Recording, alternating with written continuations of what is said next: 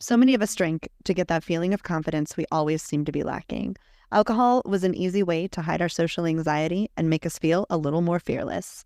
As with everything else, sobriety means we have to find healthy ways to face the hard things we're feeling, and that includes all the insecurities that come with social situations. Stay tuned as our guests share what that's been like for them and some of the tricks they've used to overcome their social anxiety.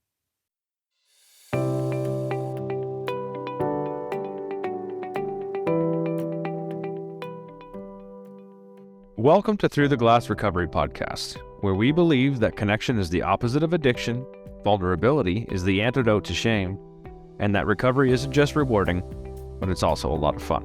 We're your hosts, Steve and Julie. Listen as we get together with friends to shed light on the hard things, talk about the other side of addiction, and how we create a life so full, there's no space left for alcohol. We want to hang out with you. You can find us all over social media, whichever platform you prefer. We're on Facebook, TikTok, Instagram, and Twitter. And we also have a private Facebook group where we would love to get to know you and have the chance to chat with you. All right. Hello and welcome to Through the Glass Recovery Podcast. This is episode 85. So happy to be here with you guys. We have some of our regulars here hanging out tonight. And so we're going to do introductions and then we'll dive into this topic.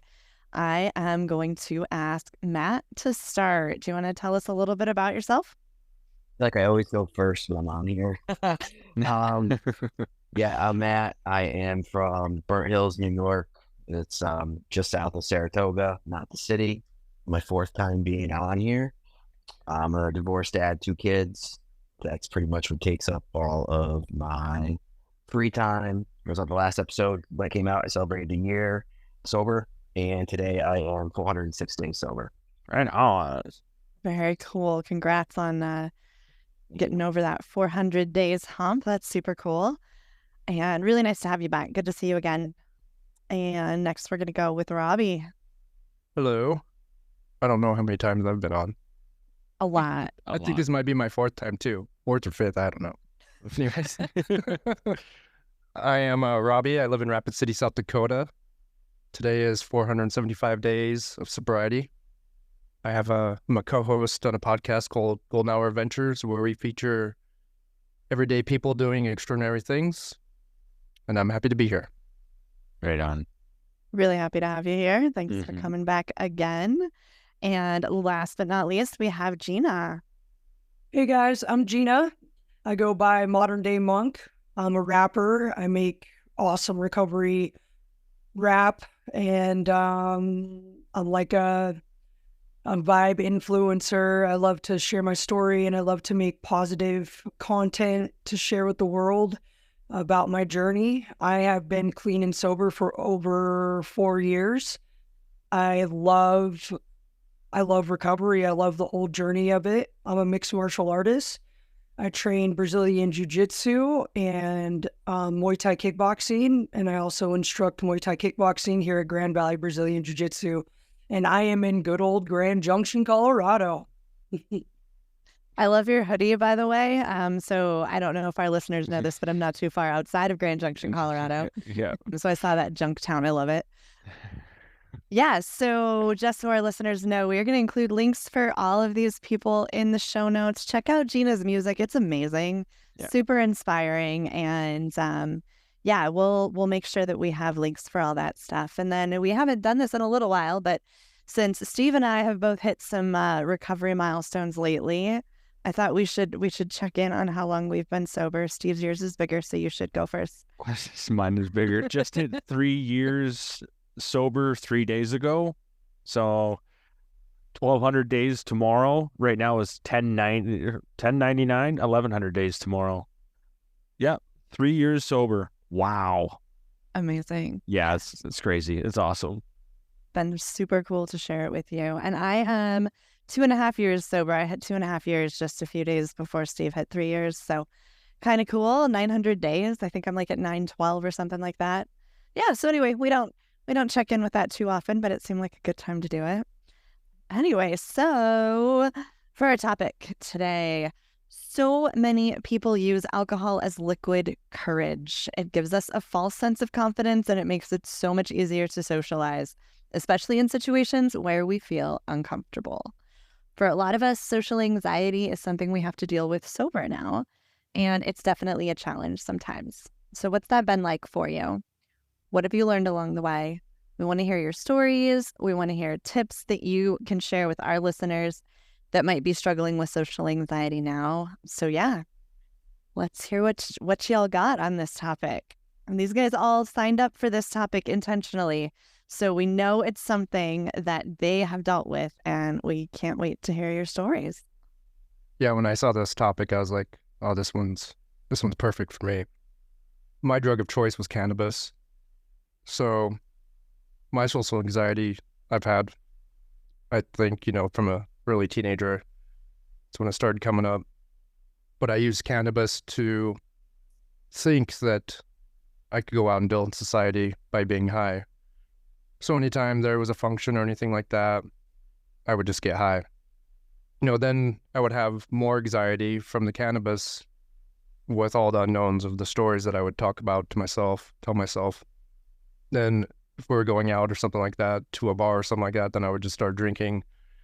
And I'd make sure I drank not a lot, but I'd take a few shots or pound a few beers just to get that liquid courage in me. So I'd play that game back and forth with the cannabis and the alcohol. And when I saw this topic, I thought how far I've come in sobriety. And now, like, my social anxiety is pretty much gone. And I sat and thought about why it's gone. And, the biggest reason I would get the anxiety in my adult life was from the cannabis. I'd always be high. So there was always that paranoia there. Then I'd use alcohol to offset it, to get that liquid courage to become social. But like I was saying, I'd just go back and forth with that. But now I can get into situations that I would make very awkward when I was using. Now they're not awkward at all, and I don't even think about it anymore. Like if I get put, on the spot in front of a group of people I don't know, I'm okay to talk, share feelings. If I get introduced to people that I don't know, I'm fine. I remember when I was using, I would hide till like introductions were over. Or even the bigger part is leaving. That's where my social anxiety really hit, was when it was time to go. I was the type where I would just be one of the last people to go because I didn't want to have to say goodbye. Yeah. And I don't know why. I don't know why still, but it was just so awkward for me to just go up to people and say, I'm leaving. I don't know why. I've been thinking about it for a long time since I've been sober, and I still don't have an answer to that. So I would just hang out till be one of the last persons to leave. Then, if it was me and another person, that was easy. I'm leaving now. Or if the bar's shut down, of course, you got to go or you're going somewhere else. But just for me, that social anxiety after sobriety and in recovery is pretty much gone, which that was one thing that I didn't think would happen with recovery. I love how you say, like, I don't make things awkward anymore. I feel like I still make things awkward. It's like, that's what I do. So I had a moment today, and this is kind of fun because I went to a yoga class today. I've never been to a yoga class in my life, and it took a lot of courage to show up and do that. Like, I went to a couple of Pilates classes when I was like 25. Things are a lot different now. Like, my body is 41 years old and acts like it. And it was just weird. So anyway, I sucked it up and I went. We were talking about, it was for women in recovery, which was the coolest thing ever. And we were talking about stuff. And at some point, we were talking about plantar fasciitis and the feet and the stretching of the feet. And it was like, yeah, I'm a long distance hiker. Like I hike a couple 100 miles at a time because that's a thing that I do. And everybody like looked at me, they stopped and they just looked. And I was like, oh my God. So inside in my head, I'm like, they think I'm a show off. They think I'm bragging. They think this, and I'm like, I couldn't get over it. I mean, I didn't even mean for it to be that big of a deal. I was just like making conversation. But it was so awkward. And then I'm trying to do these yoga poses and I'm like, they must think this, they must think that. And one of the things that I've learned, and I'm sure somebody told me this over the years, was like, I love to imagine all of the things people must be thinking about me, right? I like to make everything about myself. I think I'm so much more important than I really am. But if you could imagine all these things that they're thinking about you, for every negative thing, think of a positive thing they could be thinking also.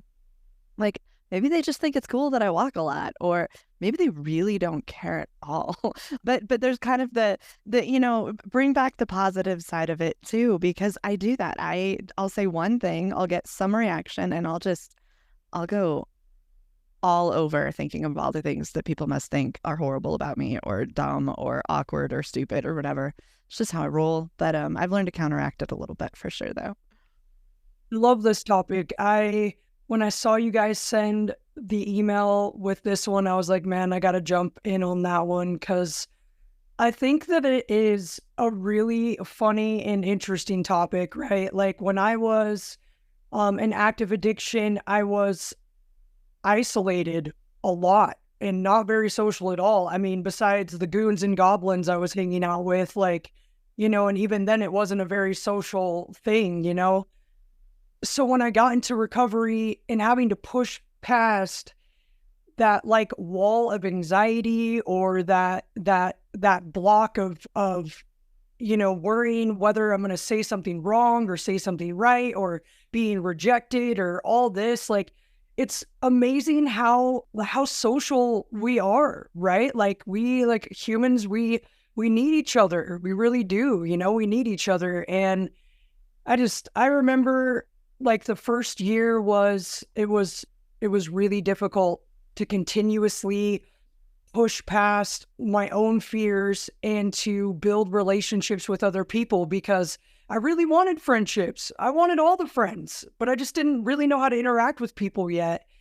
And I mean, that awkward moment, like, I hang out with a lot of people in recovery. I don't really have any friends that are drinking or intoxicated or anything like that. So like, for me, it's like extra awkward because they're awkward and I'm awkward and we're awkward and we're both like sober, trying to figure out like how we're going to start the conversation or end the conversation, or like how, you know what I mean? Yeah. So, learning how to like just, push through it and just allow it to happen.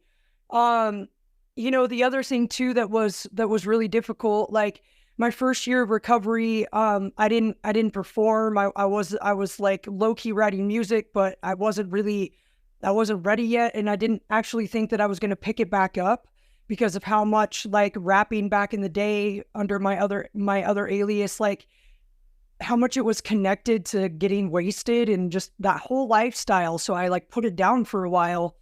And then when I decided to pick it back up, like, man, like, performing sober, like, the first time, it was just like mind blowing, and just my nerves were just so crazy. It was a rush, and like people, all the attention afterwards and all that, it was so much. So like, having to learn how to push through that as well. And I guess when I say like push through that, like, I have to weigh out, like, do I want to have a friendship or do I want to be alone?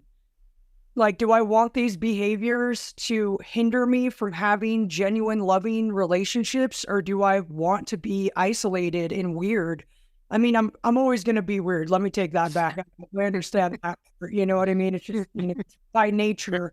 But, like, to have a friend, to have a friend, I need to be a friend, and that, that has just blossomed over and over as I've built a better relationship with myself.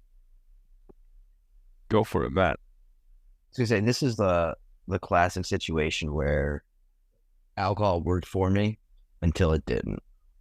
Much like Julie said in the introduction, it's like, yep, going out, have a few drinks, takes the edge off. I no longer would care what people thought about. For me, it was really appearance. Like, I mean, I still have it today. This thing today with, like, my pants. I always feel like my pants flare out at the bottom. And it's like, I feel like it makes my feet look small. And it's just this weird thing. But, it's just like, I don't necessarily always like wearing the same clothes that everybody else likes to wear. So just feeling different thing, right? And obviously I have a few drinks. I don't care what people have to say at that point. And at that point, it was working, like I said, until people knew that I had a drinking problem. And then it was a whole different type of anxiety that I dealt with going out, because it was do people know that I've been drinking before I came here, to, make sure that I'm not going through withdrawal, or, what have people seen or heard or talked about me from the last time they may have seen me, where don't remember everything clearly because I was obviously drinking. So it was just this constant cycle of, always having this ramped up level of anxiety going out places. Like I said, I had 2 kids, and, a lot of like my really bad drinking happened during COVID, or when we started coming back from COVID. So it was one of those things where it almost helped having a social distance and not really interact with people. Mm-hmm. But still, also when you're, at a baseball game and you don't, obviously I wouldn't remember how much I drank, and you're kind of stumbling around, and you stand out a little bit more too, and that's one of those things where I say, like, the stuff that I had to like think about what people had said, saw, all that stuff. And I was thinking about this the last few weeks, was just like how difficult that part of it was to navigate versus what I was trying to have alcohol help me manage when I said like it worked for me. That was like simple compared to what it ended up doing on the other side. And like that, just another, like I said, classic story, like the chaos that it caused in my life. Then I was thinking about like when I first stopped drinking, and I think this probably will apply to everybody, is when you start going to social events again, and it's the question of what are people going to think when I'm not drinking here? And when it really comes down to it, we all know nobody's paying attention to us. There may be the few people who know we have issues with alcohol, and they're probably more at ease saying, oh, I know they're not drinking, I don't have to worry about that tonight. So that puts them, it takes their anxiety level down completely. But that was a huge fear, and I hear a lot of people talk about that very often. How is it going to be like when I start going out again, and what are people going to say? What are people going to think about me? The reality is nobody is really thinking anything about that or focused on that, and what I always would tell people is, first time you go, have something in your hand, like coffee, whatever, a drink you walk into the room with, and then you eliminate that whole introduction of somebody asking you for something. And by the time a second drink would even come around, it's kind of like help yourself, and people, are totally past that point. Yeah, and kind of like what everybody else is saying is, over time, not drinking, the anxiety lessens so much. I did a lot of looking up on stuff today, and it was pretty much, substance use, alcohol, anxiety levels. You start using, your levels go up. They go hand in hand with each other. But obviously, it's just another one of those things which in early sobriety is difficult to navigate, because it's just another one of those things that your body just doesn't know how to react to stuff, and it's just another difficult thing. But I always tell people it gets better. You just got to roll it out. So like Gina says, you just kind of got to push through it, right? Yep. Showing up now at a social event is completely different after 3 years. Early showing up at anything social, like my anxiety was through the roof, because I didn't even really know how to act anymore without having already, pre-drank, or my version of pre-drinking was nobody knew I was pre-drinking at that point in time. But still, until like I was showing up either drunk or a couple sheets to the wind already, like I was already well lubricated before I showed up. So it made things kind of try and flow easier. At least I didn't care as much. So when I stopped drinking and then I started showing up, kind of like, what's everyone else going to think? Because I always have a drink in my hand. And then after that, because they didn't really care, learning how to act as me. Like, I didn't know what that was. So my awkwardness was part of me trying to figure out, like, how do I say hi to this guy and ask him go up to a bar and ask for a pop instead of a beer, like, next to other people that are going to look at me and wonder, why are you ordering a pop? Like, it's just the stuff that goes through my mind, but still, like, having and holding a conversation. What did that look like because I started caring about all of the words that were coming out of my mouth instead of not caring about the words that were coming out of my mouth. I was loud and boisterous and all the things. And now, and now I'm really conscious and really aware of what I'm saying. And Julie, you mentioned the awkwardness. Now I feel freaking awkward. I feel right out of place in a place where I used to feel comfortable, but I was also well lit. Yeah. So a couple stories. Anytime I would get up on a dance floor, the only way I would get up on the dance floor was if I had a good six. Like, I had to be well lubricated before I got up there. And then I just didn't care. I would just go ahead and shake it and whatever. Like, I would just let it flow. I went to a wedding, the first wedding, and I went up on the dance floor, and I'll tell you, it was about 2 minutes into a song, and then after that, my head got right into me, and I was just like, nope, can't fucking do this anymore. Everyone's watching. And I bailed on it completely. I went and sat my ass down, and then people were like, come on up and dance. I was like, nope, done. You guys are all watching me. Like, that's what my head's saying. And then Julie, you and I, we went and did karaoke. Yes. Yeah. I think maybe, like, I've sung karaoke up with other people, and I was really, really drunk when I did it. But I've never sang in front of people, let alone sober, in a bar, full of people I'm never going to meet again. I'm never going to meet. Some town in Kansas? Topeka, Kansas. I'm never going to forget it. But in front of a whole bunch of people I'm never going to meet again. So it's not going to matter. It's not like they're going to boo me. There was people up there that were bad, right? And I enjoyed myself. Like, what makes me think it's going to be any different when I get up there? But that was so hard. Like, Julie started getting frustrated with me. You want to talk about, like, the anxiety that I had there, about the fear of judgment and everything else that comes along with that. Oh man, I was the inside of me, and I can't imagine standing up in front of a bunch of people, Gina, and then performing, and just like the inside of you wanting to crawl outside of you all at the same time, plus excitement, plus all of these other good things, and I can't pick which one. But anyways, I'm going a little bit overboard, but I've felt awkward a lot. I'm going to try to put into words what I'm thinking right now. Okay, so who I was drinking is completely different from who I am sober, right? I'm not even sort of close to the same person.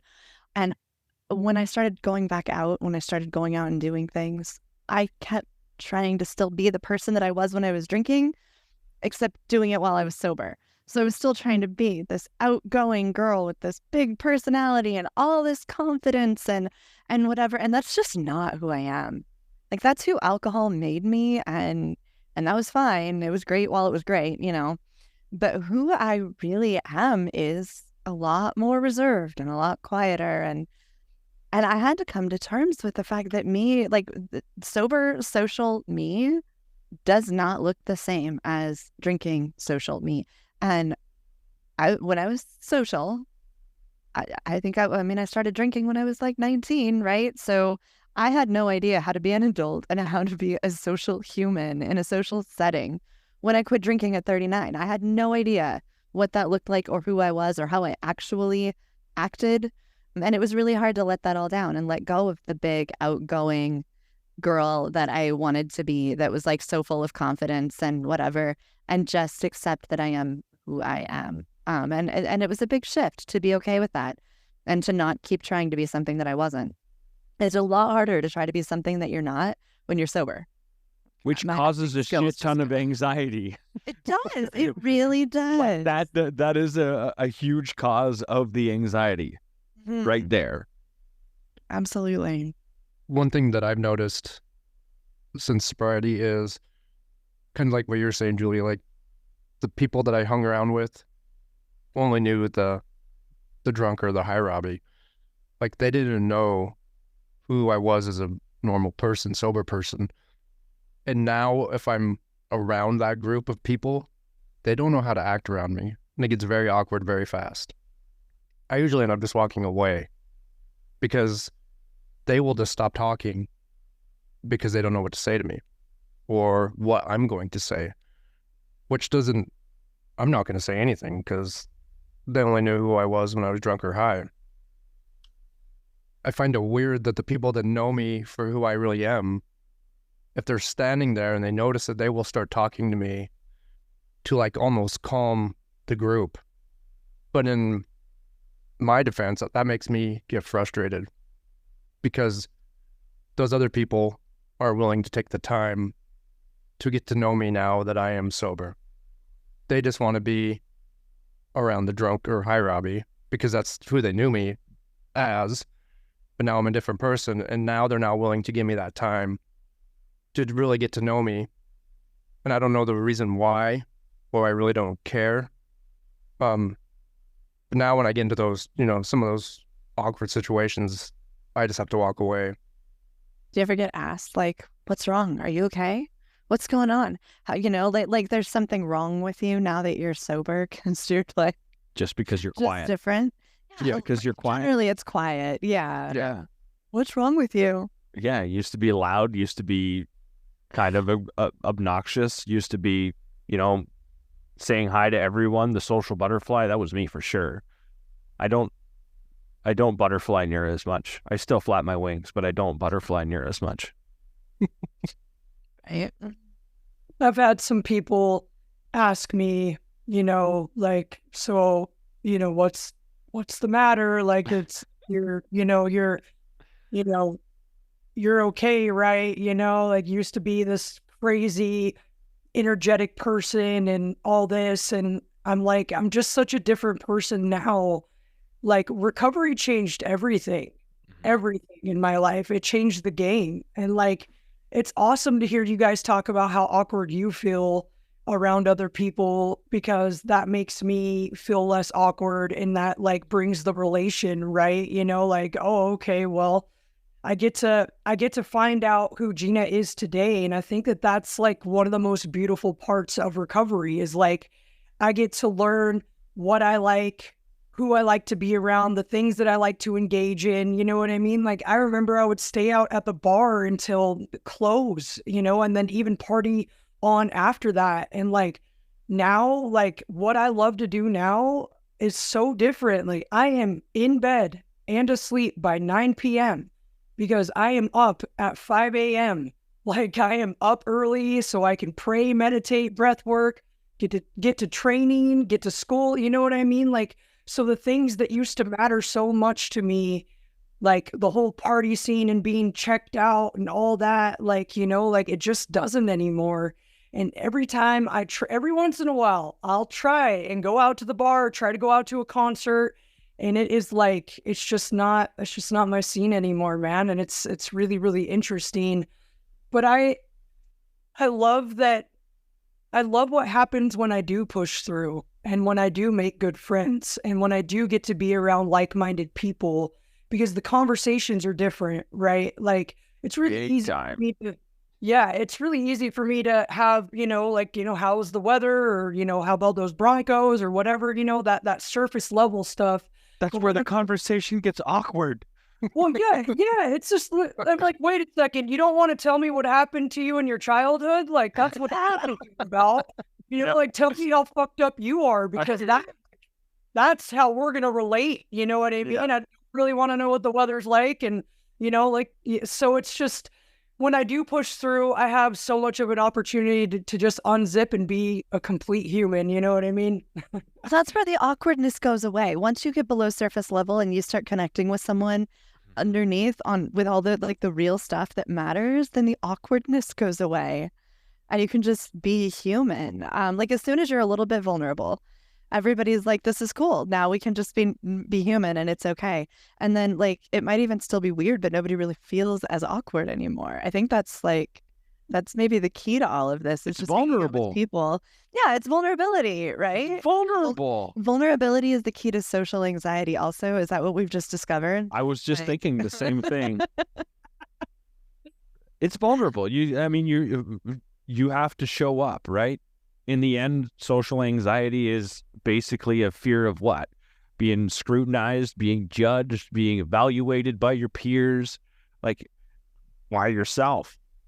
So Yeah. it's just a figment of our own imagination. It's risk. Vulnerability is risk. It's Show up risk. and risk and see what happens. And hopefully you're rewarded for it and maybe you won't be, and that's okay too. Yeah, it's kind of funny that the conversation is turning to that direction, because I wrote some like current examples from being sober, and about 6 months, when I was sober 6 months, the sober living house that I lived in they have like a yearly reunion. So it's about 2 hours away, and I'm not going to say I wanted to go to it, but I wanted to go to it. You know, one of those things. Oh, the anxiety. I'm not going to know anybody. You know, what's it going to be like? What are they going to think of me because I relapsed after I lived there? Like, you know, that was supposed to fix everything and it didn't. But I put myself in the situation to be uncomfortable. And that's really kind of like what I do now at this point. When it was right before I hit a year, I went to see a comedian at our local theater by myself. You know, by the time that I remembered to buy tickets, you only can buy single seats. And I was like, well, if I'm going to go to this, I'll be almost a year sober, so I should be able to handle it, you know? And, you know, went there by myself. I was fine. But like, I also can remember back again, 6-month period, there was I wanted to go see Collective Soul. They were at a local brewery, not local. It was like an hour away, far enough where it was like, I don't want to drive that far, get there and not be able to handle it. But, you know, at least I had the ideas to be able to, or not the ideas, but the ability to like think it out and, you know, weigh the positive negatives to it, but take that potential risk of being uncomfortable in a social situation, you know? But, you know, it's just interesting, or like this, how, it's putting yourself out there now that it's almost more of, for me, it's like, I almost get more out of it. Like, that's kind of like the challenge. That's like, can I do this? Can I handle this? And for me, I've always been, I feel like, very like hyper aware of situations, like seeing things like when I'm out, like noticing stuff. And I think that's another thing to talk about a little bit here is that, you know, we have these fears of like, when we go out, what are people going to think? What are people going to see? Whatever it might be, because we notice those things with other people, but that's not a normal thing. It really is not. We live in a world where people are so into themselves that what other people are doing, most don't even recognize it. You know what I mean? And it's like, I almost have, you know, some empathy now for those people who may be having those thoughts that I had, because they're probably feeling that insecure about themselves and just not knowing how to navigate that. You know, while I was going through everything over the last few days, I came across this quote, and it's, if something's going to happen, why make yourself go through it twice? Ooh. And I just thought that was a really good thing. Is, I don't know the number, I'm just going to throw out like, let's say 80% of the things you worry about never happened. But this one thing, though, it's like, it's going to happen. Why go through that hell twice? You know, and I was like, that's a good one.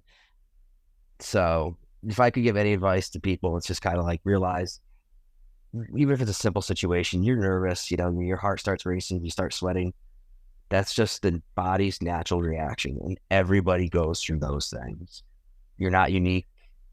There's nothing wrong with you. You know, those are the things that I think that if I'd known that, I guess we all kind of know that, but if I could know it and truly understand it and not let that have driven all this fear, anxiety, uncomfortability for so long and caused so many additional problems for me, how different things might be. It's like finding the words for it all. The more I try and figure this all out, the greater my vocabulary gets to express how I'm feeling and where I'm at, and the greater my courage is to at least tell someone that this is where I'm at, because then I can give it away and be like, all right, I'm putting myself through this. I can just let this go and give myself a chance at a new experience. Because it's the anxiety that stops me from having the chance at a new experience. I'm going to say, no, I'm not going to go to this wedding because of, I don't want to get up and dance. People are going to make me go and dance or whatever. Like, I'm going to create my own story before I even get there. And if I get there, and I can make that decision when I get there, let alone, like you said, Matt, you don't have to experience it twice, The only way to get comfortable doing new things sober is to do those things sober. Whether it's socializing or going to, a yoga class or whatever it is, you're never going to talk yourself into being comfortable with it. You're never going to talk yourself into being comfortable going to some new social event or whatever. You just have to go and do it and experience it. And you might have to do it multiple times to get comfortable doing it too. We can definitely, it comes down to like a lot of the self-esteem and the self-talk and all of that, and using those tools that we all start picking up along the way to get better at it. I like to, like I said, I'll go into a social situation and I'll start imagining all the things people must be thinking. But like, I can talk myself down from that now, right? So it's not as overwhelming or as impossible. But it's practice. That's the only way we get good at any of this stuff. It's the only way we get comfortable doing any of this stuff is with practice. One thing I find interesting is when you're having a vulnerable and honest conversation with someone, it goes a long ways, back and forth.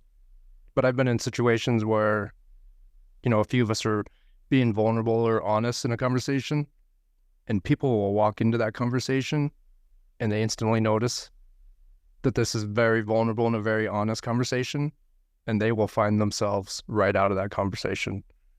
That has been so game-changing for me, because we're kind of talking about, the below surface conversations.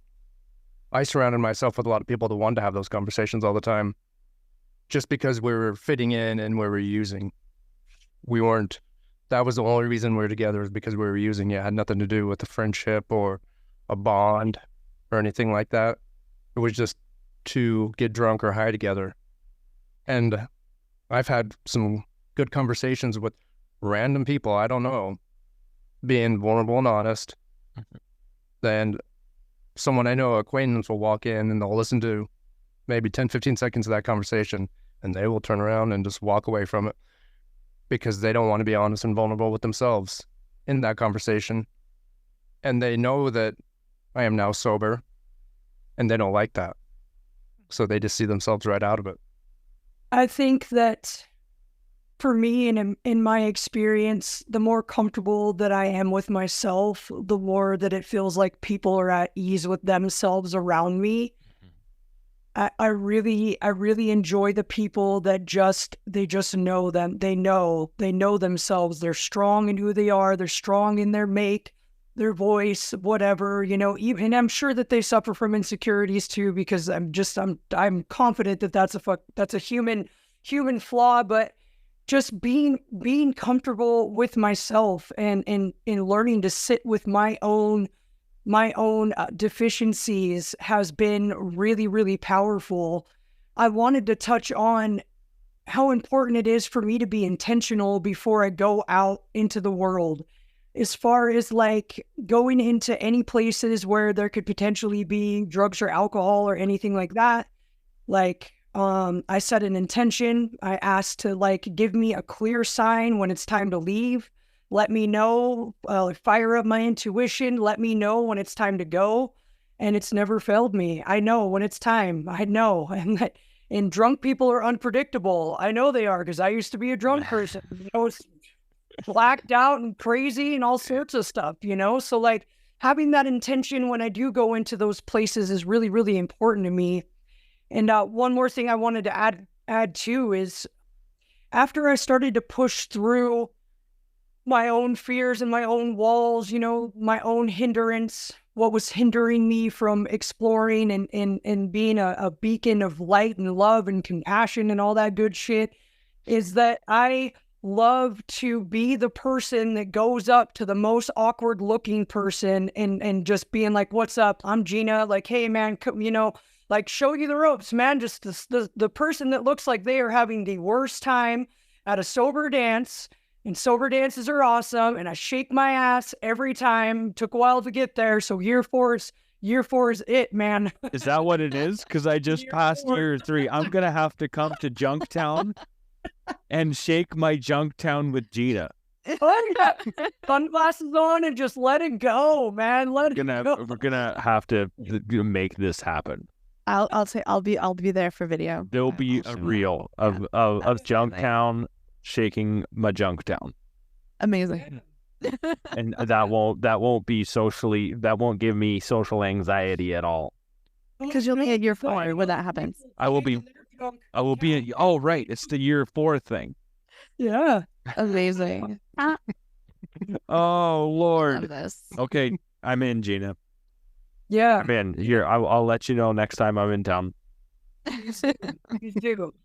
But yeah, just being the person that goes out of their way to help other people feel better is really, really, it's powerful, man. And that's like my go-to now. Like I would rather just shake everybody's hand in the room and just get that out of the way right away. I mean, I'm not suggesting that that's what you do, but that's what I do. And I love to help lift people up. It's one of my favorite things in the world to do.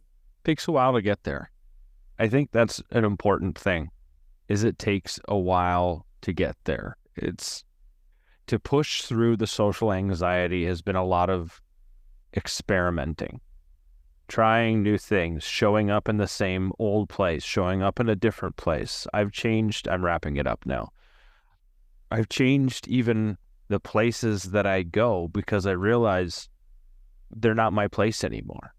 They used to be my place. It's not really socially awkward. It's just, Gina, you talked about intuition. It's just my intuition tells me that this isn't a place I need to frequent anymore. My people aren't there. My people used to be there, but my people aren't anymore. The ones that I can have that deeper conversation with, where we go beyond sports and weather and politics and talk about the things that matter in life.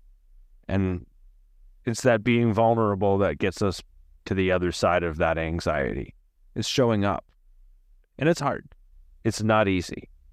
But every time we give it another try, I think we give ourselves another chance at having a new experience there. So I want to say thank you, Matt. Thank you, Robbie. And thank you, Gina, for showing up and all of your great stories and your great shares here tonight. It's just been great. Thank you, guys. Really appreciate your time. Thank you. Thank you. Thank you. Guys, we appreciate you. Thank you for sharing your time with us. We hope you've enjoyed this episode of Through the Glass Recovery Podcast. Please like, subscribe, follow us so you don't miss an episode.